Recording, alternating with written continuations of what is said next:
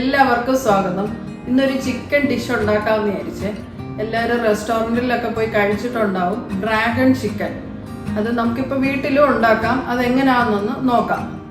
നമുക്ക് ആവശ്യമുള്ളതെന്ന് പറഞ്ഞാൽ ഞാൻ എടുത്തേക്കുന്നത് 300 ഗ്രാം ചിക്കനാണ്. അത് ബോൺലെസ് തന്നെ വേണം. അതുപോലെ ഇങ്ങനെ സ്ട്രിപ്പായിട്ട് വേണം. കുറച്ചധികം തീരെ കനം കുറയ്ക്കണ്ട. സ്ട്രിപ്പായിട്ട് കട്ട് ചെയ്തെടുക്കണം. ഇതിനെ നമുക്കൊന്ന് മാരിനേറ്റ് ചെയ്യാമേ. ചിക്കൻ്റെ അകത്തോട്ട് ഞാൻ 1 ടീസ്പൂൺ കുരുമുളകും ആവശ്യത്തിന് ഉപ്പും കൂടെ ഇട്ട് ഒരു 10-20 മിനിറ്റത്തേക്ക് മാരിനേറ്റ് ചെയ്യാം. ഉപ്പ് അധികം ഇടണ്ട, കാര്യം ഇതിൽ സോയാ സോസ് ഒക്കെ വരുന്നതുകൊണ്ട് ചിലപ്പോൾ കൂടിപ്പോകാൻ ചാൻസ് ഉണ്ട്. ഒരു കുറച്ചിട്ടാൽ മതി. നല്ലോണം ഒന്ന് മിക്സ് ചെയ്തിട്ട് ഒരു 20 മിനിറ്റത്തേക്ക് മാരിനേറ്റ് ചെയ്യാം. അപ്പോൾ നമ്മൾ ചിക്കൻ മാരിനേറ്റ് ചെയ്യാൻ വെക്കുന്ന സമയം കൊണ്ട് അതിൻ്റെ കോട്ടിങ് ഉണ്ടാക്കാം. ഇതിന് കോട്ടിങ് വേണം ചെറുതായിട്ട്. അപ്പോൾ അതിനുള്ള സാധനം ഞാൻ എടുത്തു വെച്ചിട്ടുണ്ട്.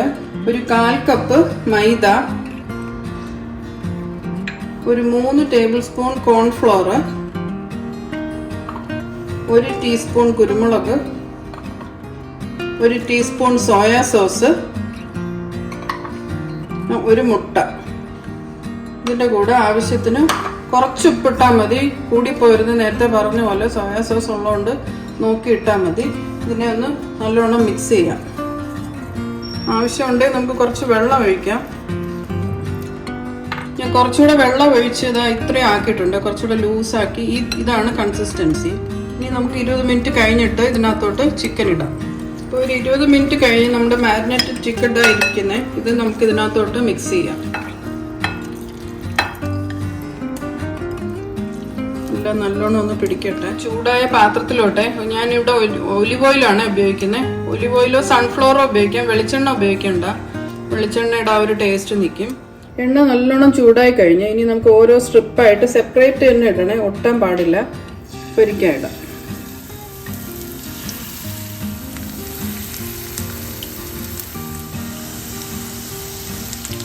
ഒന്ന് ലൈറ്റ് ബ്രൗൺ ആയിട്ടുണ്ട്. കൂടുതൽ നമുക്ക് ഫ്രൈ ആവണ്ട. ഇത് ഒരുവിധം വെന്തിട്ടാണ്. സ്ട്രിപ്പായതുകൊണ്ട് പെട്ടെന്ന് വെന്തോളും.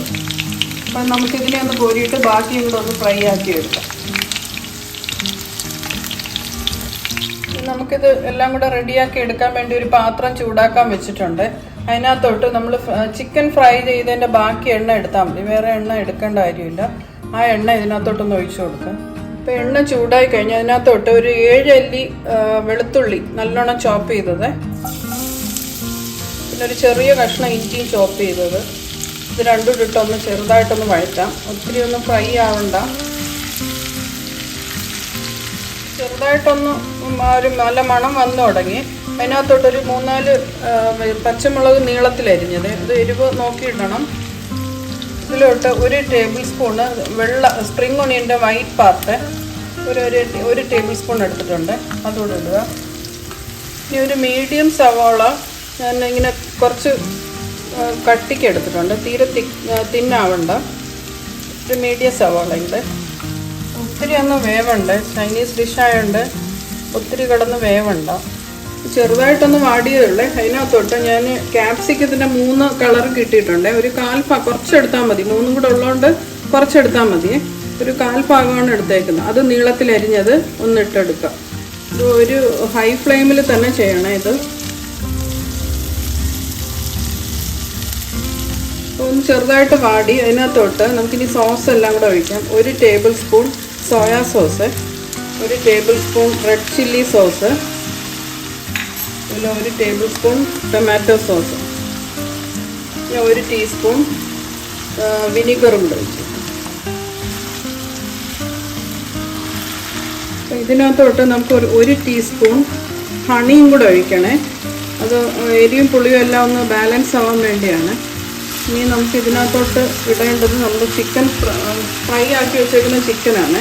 വേണ്ടത് ഇതിനകത്തോട്ടിട്ടൊന്ന് മിക്സ് ആക്കാം.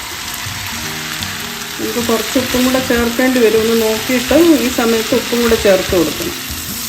ഇനി ഇതിനകത്തോട്ട് നമ്മളൊരു 1/4 കപ്പ് വെള്ളത്തിൽ 1 ടീസ്പൂൺ കോൺഫ്ലോറും കൂടെ മിക്സ് ചെയ്തിട്ട് ഒഴിച്ചു കൊടുക്കാം. ഇനി അവസാനം നമുക്ക് കുറച്ച് സ്പ്രിംഗ് ഒണിയൻ്റെ പച്ച പോർഷനും കൂടെ ഇട്ടെടുക്കാം. ഇങ്ങനെ നമ്മുടെ ഡ്രാഗൺ ചിക്കൻ റെഡിയായി കഴിഞ്ഞ് ഇനി ലാസ്റ്റ് നമ്മൾ ഗാർണിഷിങ്ങിന് വേണ്ടി സെസമി സീഡ് എന്നും പറഞ്ഞൊരെണ്ണം മേടിക്കാൻ കിട്ടും. എള്ളിൻ്റെ ഇതാണ്, പാക്കറ്റിൽ കിട്ടും. അതും കൂടി ഇട്ടൊന്ന് നമുക്ക് ഗാർണിഷ് ചെയ്തെടുക്കാം. ഇങ്ങനെ നമ്മൾ ഉണ്ടാക്കിയ ഡ്രാഗൺ ചിക്കൻ റെഡിയായി കഴിഞ്ഞ് ഇത് കളർഫുൾ ആണെന്ന് നോക്കിയാൽ ക്യാപ്സിക്കത്തിൻ്റെ എല്ലാ കളേഴ്സും ഇത് വന്നുകൊണ്ടാണ് ഈ ഒരു ഭംഗി വന്നേ. ടേസ്റ്റ് നമ്മൾ റെസ്റ്റോറൻറ്റിൽ കഴിക്കുന്ന അതേ ടേസ്റ്റാണ്. അജിനോമോട്ടോ ഒന്നും ചേർത്തിട്ടില്ല. നമുക്ക് വേണമെങ്കിൽ കുറച്ച് പെപ്പർ വേണമെങ്കിൽ ലാസ്റ്റിലൊന്ന് ചേർക്കാം. ഞാനിപ്പോൾ ചേർത്തിട്ടില്ല, ആവശ്യമുണ്ടെങ്കിൽ അത് ചേർക്കാം. ഇത് നമുക്ക് ഒരു സ്നാക്സ് പോലെ വേണമെങ്കിൽ കഴിക്കാം. പിന്നെ ഫ്രൈഡ് റൈസിൻ്റെ കൂടെ സൈഡ് ഡിഷായിട്ട് നാൻ, ചപ്പാത്തി എല്ലാത്തിൻ്റെ കൂടെയും ഇത് ട്രൈ ആവുന്നതേ ഉള്ളൂ. നല്ല കോമ്പിനേഷനാണ്.